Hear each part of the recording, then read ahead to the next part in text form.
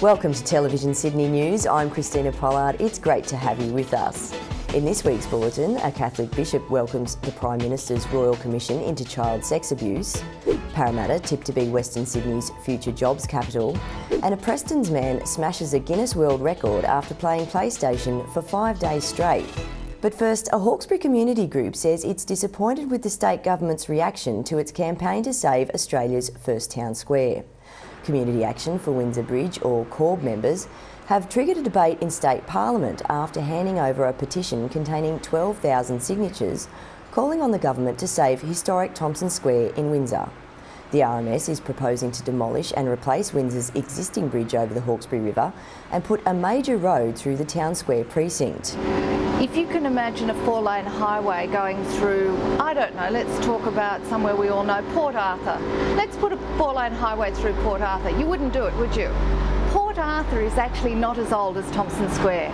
This is a living, breathing public square surrounded by some of the earliest colonial buildings in Australia, and we are going, and you can hear the trucks already. The government is going to put more trucks into this space. CORB members are assessing thousands of pages of an environmental impact statement into the plans and say the government has remained silent on the issue. The group plans to attend State Parliament dressed in colonial costume when the issue is debated. A Catholic bishop whose diocese covers parts of Sydney's south has welcomed Prime Minister Julia Gillard's announcement of a royal commission into child sex abuse in institutions, including the Catholic Church. In a statement read out at Sunday Masses across the diocese, Bishop of Wollongong, Peter Ingham, said he would fully cooperate with the investigation and be open to its suggestions. He also apologised to sexual abuse victims, saying they and their families must receive respect, justice and compassion. Bishop Ingham's response was somewhat at odds with Cardinal George Pell, who drew the ire of many when he said the Church had been the victim of a media smear campaign. But Cardinal Pell did say the Royal Commission would clear the air. Parramatta is tipped to be Western Sydney's job capital by 2036. New figures released by the Bureau of Transport Statistics forecast an additional 52,000 jobs for Parramatta over the next 20 years, nearly 50% more than originally predicted. Australian Bureau of Statistics figures show Parramatta's workforce is also becoming more qualified. The number of people with bachelor degrees working in Parramatta has increased by almost 20%, while the number of those with postgraduate degrees is up more than 40%.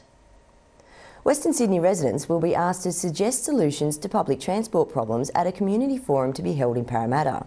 Organiser Fred Fuentes says Saturday's forum will bring together residents, experts and activists to talk about issues like the North West Rail Link and a light rail network for the Parramatta area. He says the state government's recently released Transport Master Plan will only mean congestion and frustration for Western Sydney commuters. You know, we now have a situation where 1 in 4 people spend more time travelling to and from work than they actually do having holidays. I think it's pretty much clear to everyone that we have a very serious problem when it comes to public transport. The forum will be held from noon at Parramatta Town Hall on Saturday.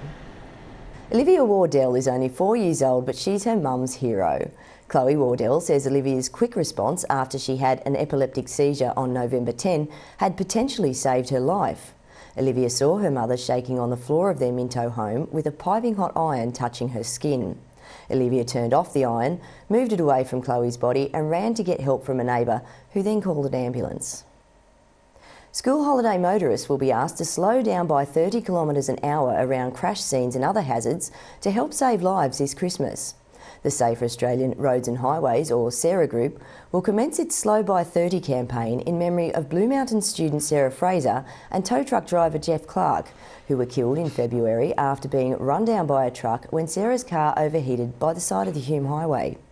Sarah's father, Peter Fraser, says the campaign will give the public clear instructions on what to do when approaching a hazard. What people need to do is, as they're approaching a breakdown or an incident, they need to be able to slow down and hopefully move across to avoid any incident or accident that may occur. The SARA Group handed a road safety petition containing 23,000 signatures to the New South Wales Parliament in May, which sparked the state government's breakdown safety strategy. Now the group's pushing for legislation requiring drivers to slow down and move over near hazards to protect emergency workers and other motorists. We want to make sure that these people's lives are protected. So we slow down And if it's possible to move across safely into an adjacent lane, you move away from the incident, give them as much room as possible to do their job. And we believe with Christmas coming up, that's a very important message. A Greens MP is concerned radioactive waste could end up at the Kemps Creek tip, despite operator assurances it won't.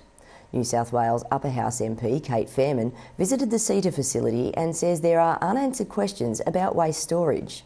She says staff assured her measures would be taken to detect radioactive waste, and the state government has said any waste over a radioactive threshold would be sent to a special facility at Lidcombe. Opposition Environment spokesman Luke Foley says the feasibility report into disposal options shows the government manipulated data to avoid the waste being classified as radioactive. The University of Western Sydney has taken out a prestigious national award for teaching for the second consecutive year. Dr James Arvanitakis from the UWS School of Humanities and Communication Arts received the 2012 Prime Minister's Award for University Teacher of the Year at a special ceremony in Canberra on Tuesday. Dr Arvanitakis' success follows that of Professor Roy Tasker from the University School of Science and Health last year. His teaching methods include open phone lines for students to text in questions, flash mob dances to explain chaos theory, and SpongeBob SquarePants playing a starring role in a YouTube video discussing the history of sociology. It's housed 6 generations of the one family, and now Rouse Hill House and Farm has a new plan to further stand the test of time. A new strategy has been drafted to make the property more accessible to visitors.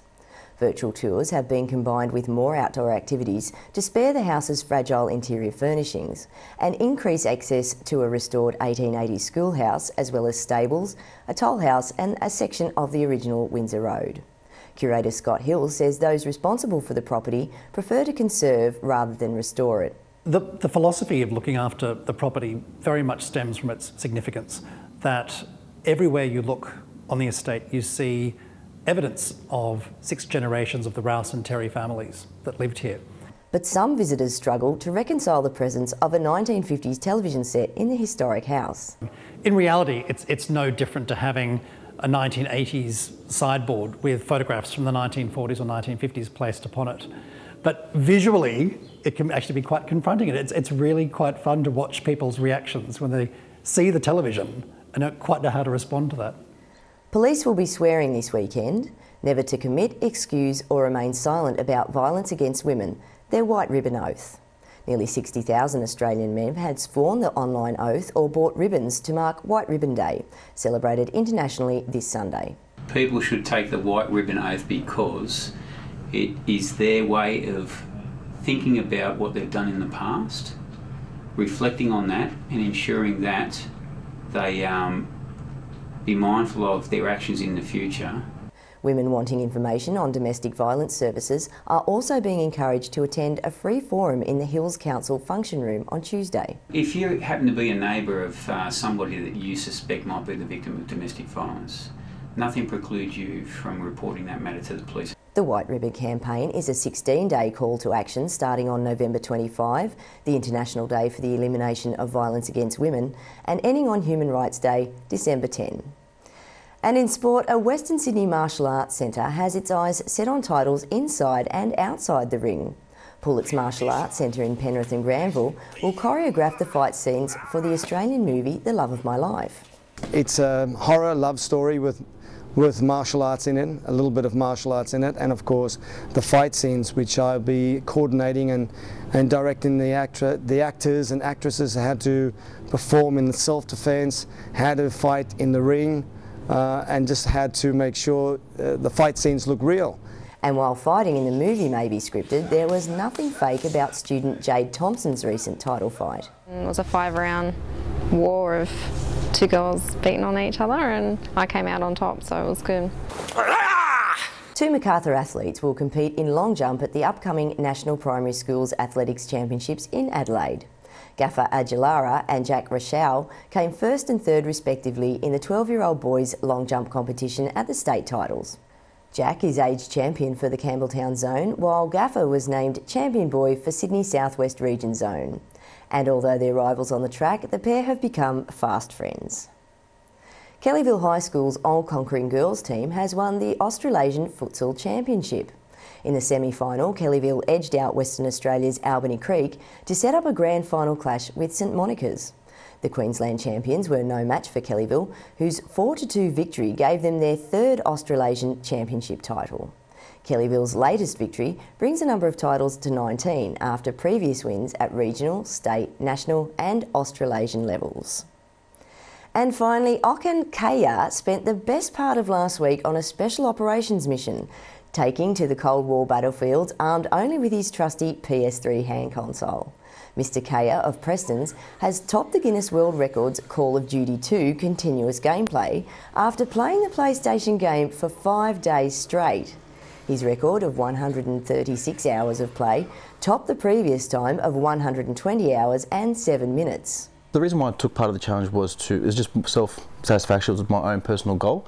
So I started 18 months ago and I wanted to see it through. The rules of the Guinness World Records allows for a 10-minute break for every hour a participant plays, which can also be accumulated. The strategy was to make sure that I had my fluids, the food, the rest breaks at certain times. So I had a couple of stewards who would always check on that schedule for me and then place all the food in front of me, make sure I ate it, gave my fluids, make sure I drank it all and took my breaks accordingly. But Mr Kaya says he probably won't be breaking any other world records anytime soon. No, unless the wife wants to file for divorce. That's definitely not going to happen. So, no, this is the only one. But I don't know, maybe if someone broke this record, I might go back to it. But for now, it's just back to normal. And that's all for this bulletin. For more information on any of these stories, pick up your local Fairfax community newspaper. I'm Christina Pollard. We'll see you next time.